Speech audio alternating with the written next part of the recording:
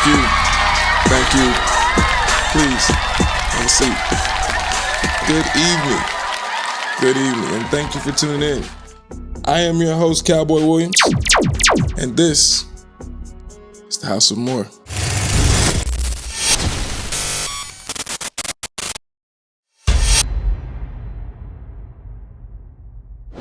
Now, the last time we sat down, we covered a variety of different topics, ranging all the way from slavery to the signing of the Constitution, to the Naturalization Act, to the Gullah Wars, Jim Crow, Rosewood, Greenwood, so on and so forth. Landed us right about here in the 1900s, where we're going to meet a very interesting character that would play a pivotal role in the development of the Moorish American community, as he had a vendetta against those with their skin tone. So, I'm going to take a look. His name is Mr. J. Edgar Hoover. Let's go ahead and bring him in. In Chicago, and in other cities, FBI Director J. Edgar Hoover expanded surveillance of organizations in the black community, especially the Black Panther Party.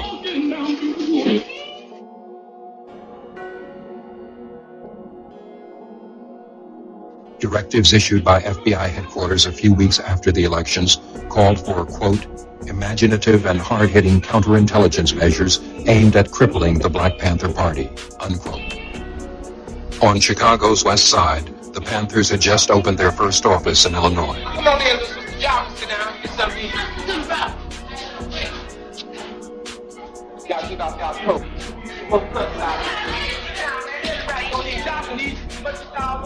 The new Breakfast for Children program soon attracted the attention of the FBI. Claiming the program served to indoctrinate children, the Bureau directed field offices to, quote, formulate specific counterintelligence techniques to disrupt this nefarious activity, unquote. The FBI stepped up its efforts to recruit blacks to infiltrate the Black Panther Party. Now, J. Edgar Hoover had a fascination with men, allegedly. They happen to be born in the same time as a motherfucker named J. Edgar Hoover, a homosexual with a big problem. You know what I'm saying? A big problem. So they just was his victims, you know what I'm saying? But what they don't know is that if they would have let the Panthers continue to do what they was going to do, it wouldn't have been near one of them riots. It wouldn't be half as much as this crime. You know what I'm saying? But they didn't. Instead of letting us when we wanted to, you know what I'm saying? Like how America could go cross country, save another motherfucker's culture, but they'll stay here and fuck our culture off all goddamn day long. You know what I'm saying? Everybody and their mama, you asked me to tell you what they did. The Panthers, what they plan was to do was for black people to do for themselves. And they felt like not hate white people, but just be more black. If we all just stop mixed racing, stop interracial marriaging and all of that bullshit, just stay amongst our own families, we'll promote some kind of black love between man and woman. Now, if you recall, we talked about a time where society had objectified us as a culture. Well, Hoover had this intense fetish for powerful men of African descent. So much that he'd follow us around and tap our phones, try to destroy marriages, and even get individuals that look like us to blend in and infiltrate our organizations. Now, they may have appeared to be like us. They may have even walked like us. But you would find that they would talk a little bit something like this. Nobody wants to be black at the end of the day. Everyone loves anything that comes out of America. They love certain aspects of black American culture. But they don't like the niggerish behavior of black people. They like the ghetto attitudes that come out of black men and women. They listen to hip-hop and R&B. The majority of our culture is destructive. No one wants to emulate that whatsoever. Most people are against it and don't want it in their societies. Most Africans don't even like the aspects of black American culture. Black people in America need to stop acting like we're the gem of the world. Are we the most successful out of all the black people in the world? Yes, but we're nothing special beyond that, unfortunately. Do fucking better, niggas. I'm going to deviate for one moment. First of all, this shirt tells me everything I need to know about your experience with niggas. Tells me your whole high school experience. But here at the House of Moor, we discuss history. And I'm sorry that branched into our history lesson today. Back to our regularly scheduled program. What the fuck is that guy's problem? Just because you kept your slave clothes. I know grandma's wall when I see it. So she done told you to get out the house when you start talking that nigga shit. Yeah, if you're ever having a shit day, just understand that there's a nigga that went viral from the bushes. There's a nigga that went viral by being a ruckus in the bushes. I'll be there when the white man don't need me no more. And let this be yet another reminder that no matter how much money you got, you still just a nigga. Hoover used these moles as Trojan horses to infiltrate our organizations in order to peddle information back to his FBI. This information got so detailed that they had a full floor plan layout of where the Honorable Fred Hampton, his lady, and his unborn child lay one untimely night they were rushed by the police. Let's take a look. The first thing I remember after Fred and I had went to sleep was being awakened by somebody shaking Fred while we were laying in bed, saying, Chairman, wake up, the pigs are vamping, the pigs are vamping. This person that was in the room with me kept shouting out, we have a pregnant sister in here, stop shooting. Eventually the shooting stopped and they said we could come out. I remember crossing over Fred and telling myself over and over, be real careful, don't stumble, they'll try to shoot you. Just be real calm, watch how you walk. Keep your hands up, don't reach for anything, don't even try to close your robe. When I was in the kitchen, I heard a voice, an unfamiliar voice, say, he's barely alive or he'll barely make it. Then the shooting started back again. Then I heard the same unfamiliar voice say, he's good and dead now. And I knew in my mind, I assumed they were talking about Fred. And I knew when I left out of there, I couldn't look towards the room. It's pretty barbaric, isn't it? The guy who ran a breakfast program and helped out the community would be gunned down by his government as he lay in bed sleeping peacefully beside his girl and unborn child. Yikes. Before things get too heavy, let's go ahead and take a quick break and have a word from our sponsors.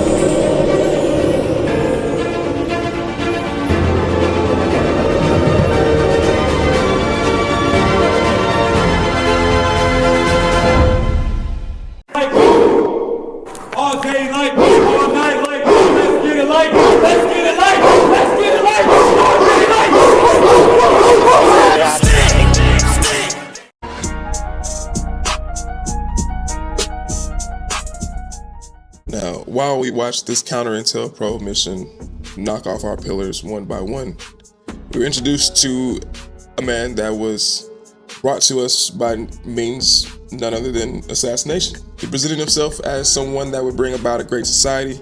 What in turn we got was a culture that had become crutched and placeboed on government medicine. I'd like to introduce to you Lyndon B. Johnson. Tell you what, you can't have a poll tax. They can say you can't have a gas tax or a cigarette tax or anything else. Federal government's telling the states pretty tough what their business is. Now, you can say that they can't discriminate, but I've got to prove that it discriminates. Now, I can't prove it in Texas. There are more niggers voting there now than white folks. There are more of them buying poll taxes now than white folks. Higher percentage of them. And I can't show that the literacy test that discriminate against because they haven't got any. They got no test at all. Just by God, anybody that can get up and pay $1.06 can vote. Tell me, wait a minute, I want to know, how did the vote go? How many did you have in Webb County? The vote? Yeah. It was 10,639 to 1,039. Good God Almighty, you're going to be teaching these niggers how to vote. Ain't that one fool? My fellow Americans, I am about to sign into law the Civil Rights Act of 1964. I want to take this occasion to talk to you about what that law means to every American. 188 years ago this week, a small band of valiant men began a long struggle for freedom. They pledged their lives, their fortunes, and their sacred honor, not only to found a nation, but to forge an ideal of freedom, not only for political independence, but for personal liberty. Not only to eliminate foreign rule, but to establish the rule of justice in the affairs of men. That struggle was a turning point in our history. Today, in far corners of distant continents, the ideals of those American patriots still shape the struggles of men who hunger for freedom. This is a proud triumph. Yet those who founded our country knew that freedom would be secure only if each generation fought to renew and enlarge its meaning. From the Minutemen at Concord to the soldiers in Vietnam, each generation has been equal to that trust. Americans of every race and color have died in battle to protect our freedom. Americans of every race and color have worked to build a nation of widening opportunities. Now, our generation of Americans has been called on to continue the unending search for justice within our own borders. We believe that all men are created equal, yet many are denied equal treatment. We believe that all men have certain unalienable rights, yet many Americans do not enjoy those rights. We believe that all men are entitled to the blessings of liberty, yet millions are being deprived of those blessings, not because of their own failures, but because of the color of their skin. The reasons are deeply embedded in history and tradition and the nature of man. We can understand without rancor or hatred how this all happened, but it cannot continue. Our Constitution, the foundation of our republic, forbids it. The principles of our freedom forbid it. Morality forbids it. And the law I will sign tonight forbids it. That law is the product of months of the most careful debate and discussion. It was proposed more than 1 year ago by our late and beloved President, John F. Kennedy. It received the bipartisan support of more than 2/3 of the members of both the House and the Senate. An overwhelming majority of Republicans, as well as Democrats, voted for it. It has received the thoughtful support of tens of thousands of civic and religious leaders in all parts of this nation. And it is supported by the great majority of the American people. Now, I'm not going to sleep on Lyndon B. Johnson. Hank Hill loved him so much that he named his dog after his wife. I'm not going to sleep on Lyndon B. Johnson. Lyndon B. Johnson turned Texas blue. I'm not going to sleep on Lyndon B. Johnson because Lyndon B. Johnson has people like Roland Martin talking about him like this. You ain't done more for black people than LBJ did, than Bill Clinton did,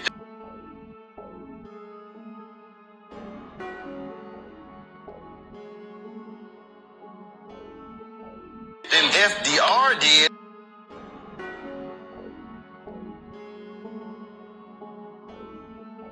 What?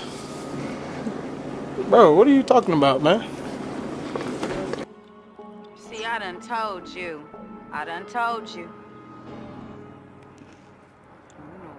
And with that, we'll bring our episode to a close. I want you guys to stay tuned for scenes in the next episode after the credits. Just to give you a heads up, we'll be venturing from the 1970s into the 1980s and possibly the 1990s, where we'll get into the crime bill that led to the mass incarceration of individuals of African descent. I want to thank you all for tuning into the House of Moor. My name is Cowboy Williams. Thank you and good night.